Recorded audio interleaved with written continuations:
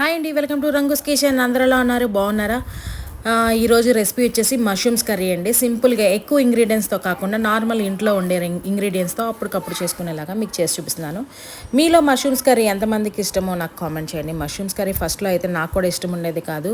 తర్వాత సడన్గా ఒకరోజు తిని చాలా బాగుందని అప్పటి నుంచి రెగ్యులర్గా తింటూనే ఉన్నా. ఏం లేదు, దానికోసం ఫస్ట్ ప్యాన్ తీసుకొని ఆయిల్ వేసుకొని ఆవాలు జీలకర్ర వేసి అలా చిటపటన్న తర్వాత ఉల్లిపాయ పచ్చిమిర్చి కూడా వేసి వేగిన తర్వాత టమాటా వేసుకోవాలి. ఆ తర్వాత ఉప్పు పసుపు వేసి మగ్గిన తర్వాత కట్ చేసి పెట్టుకున్న మష్రూమ్స్ కూడా వేసేసి కొంచెం సేపు మగ్గనిచ్చుకోవాలి. అల్లం వెల్లిపాయ పేస్ట్ వేసిన తర్వాత ఉప్పు కారం కూడా వేసి చిన్న గ్లాసు వాటర్ అయితే పోసి మూత పెట్టేసి ఒక 10 మినిట్స్ వదిలేసేయండి.